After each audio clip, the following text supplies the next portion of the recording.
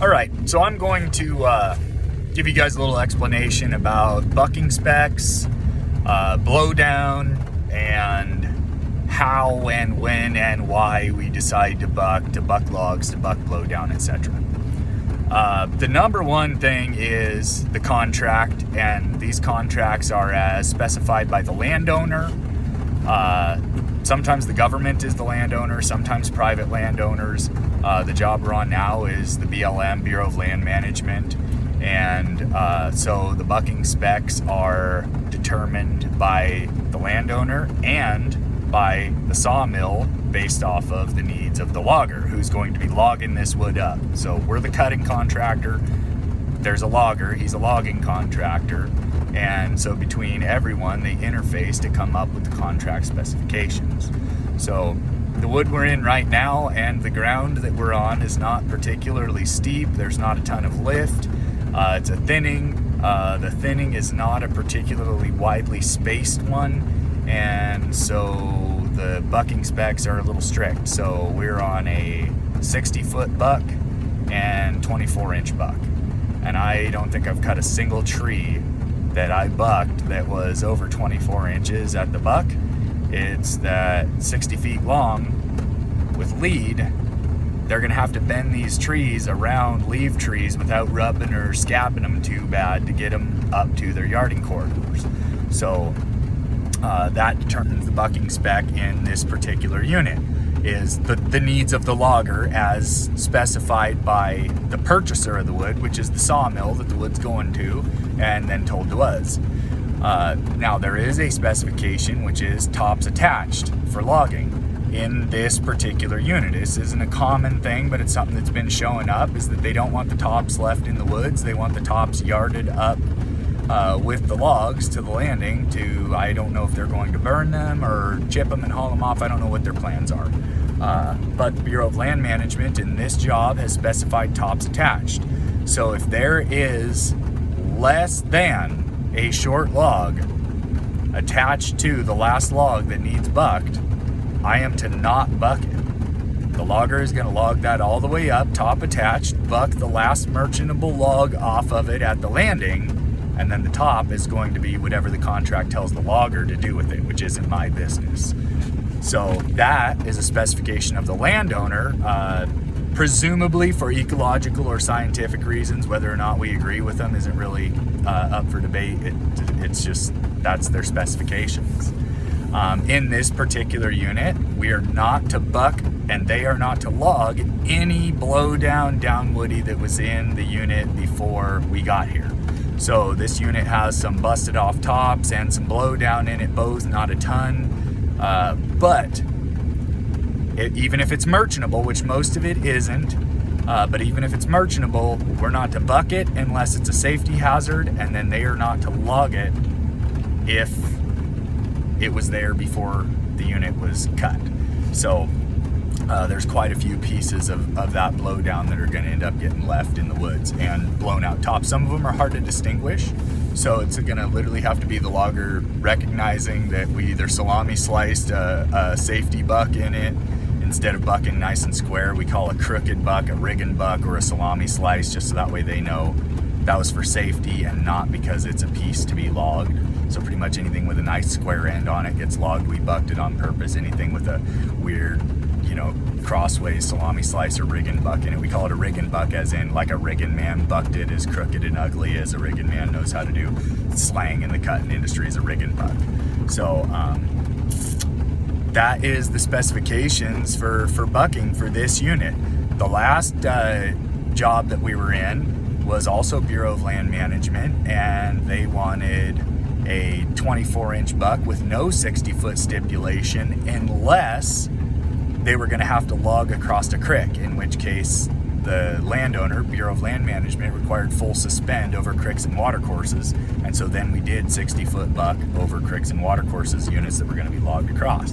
But it was different ground, bigger wood, same yarder, same machine, same outfit, but the mill, the landowner didn't require that buck and spec. The landowner required full suspend over the top of cricks, and the mill decided with the logger in cahoots that they needed 60 foot for the full suspend over cricks. Anything merchantable that was in the woods, we were allowed to bucket. Even if it was a blowdown, we were allowed to bucket. They were allowed to log it and get it out of there.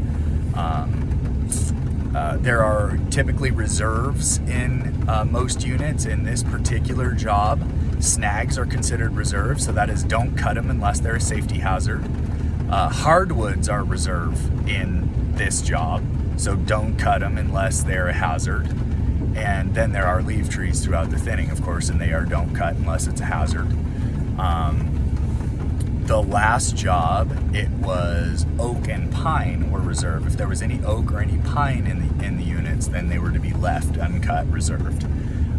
But we didn't run into any oak or pine, so everything else was cut, and some of it, even if not merchantable, is just going to get either left in the woods or piled and slashed, whatever they decided to do with it. So basically, all those specifications are usually dictated to us by a contract. We get told what the contract is. We don't get to negotiate it, but cutting contractors, they get told what the contract is and then often get to negotiate a price.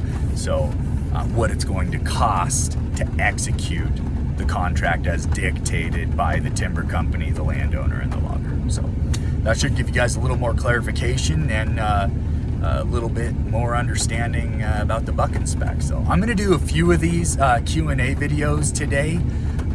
So, you know, don't mind if a few of them pop up and I look the same. It's just we're kind of gathering thoughts, going through questions and comments and trying to figure out how to briefly explain these things, so that way there's a little more understanding about how the industry works. So, all right, that'll do it. We'll be on to the next one. We'll see you again. Okay, so see, cut and come back. We've got another segment to add here, which is the last part of bucking specifications, which always comes from the purchaser, the mill usually, and that is the bucking specs themselves, the lengths that we buck to. So typically, most peeler plants, they want 34-foot logs with, 12 inches, 11 inches of trim. They want 26-foot logs with 11 inches of trim, and they want 17-foot logs with 11 inches of trim. So the bucking specs are typically 18, 27, and 35 for peelers. There are premium veneer plants that they are still going to peel logs and establish 10-foot veneers, but we don't call those peelers. I don't know why, even though they peel them.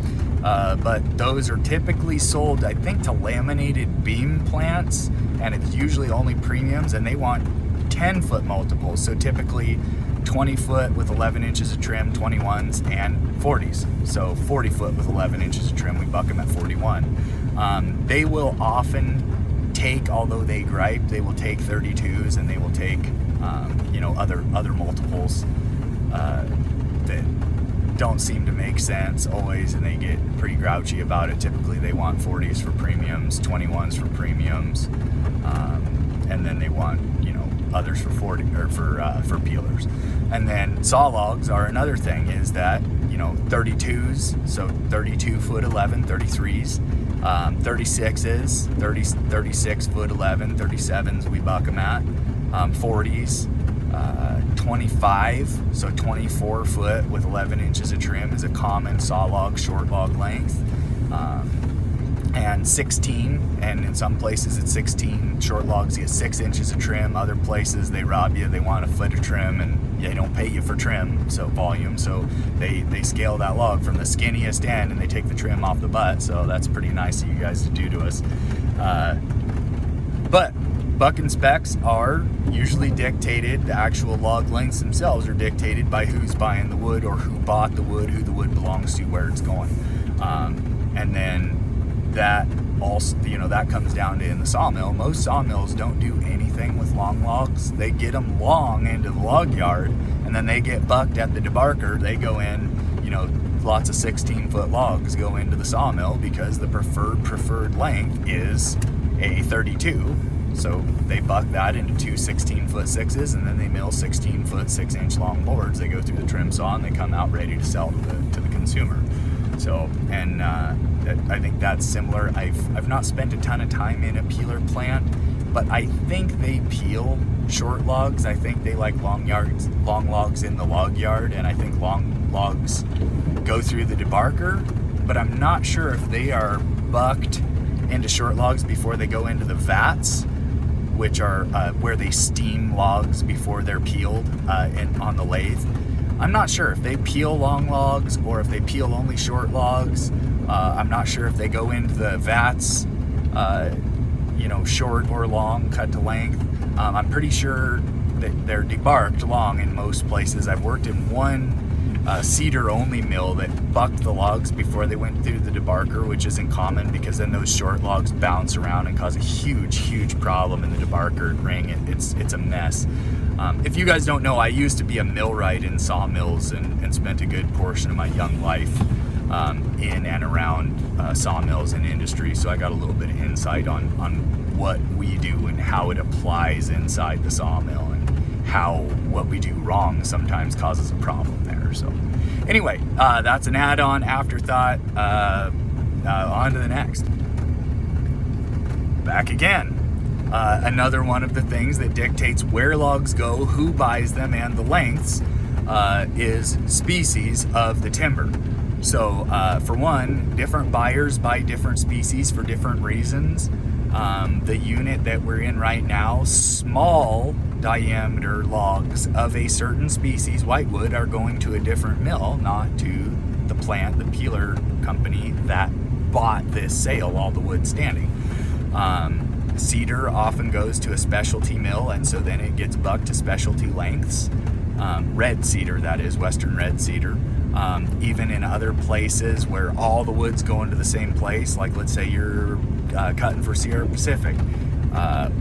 Fir, regularly a preferred log length for fir is a 40 footer, but a preferred log length for pine is never longer than a 32 anywhere I've ever been. So 16s for pine, but they will mill up to 24 foot long boards out of fir. And so they'll make a 24 and a 16 out of a 40, and they will mill 24 foot long boards, all the way down to 10 foot long boards, right? But the species does dictate where it's going. Where it's going still always dictates the bucking lengths, but the species does have something to do with it under certain circumstances. It also has to do if it's going for dimensional wood or whether it's going to, molding and shop, etc. So like a lot of Sierra Pacific, they mill boards into molding or shop, and then it gets sent to their reman and millwork plant, and then they mill it into molding for window trim, etc. So species does have something to do with it. Not as much on the fly. It still depends on where it's going. Like if I send whitewood and fir both to the peeler plant, then they're going to want 34 foot logs because they're going to peel and put that whitewood in as cores and then put fir on the outside. So once again, the peeling and the manufacture of plywood isn't something that I know the most about, so I might be getting a little of that wrong there, but I'm sure there are some plywood plant guys somewhere in the viewership that can clarify that a little bit more, what they use different species of wood for in the plywood plant. So I'd love to see that in the comments.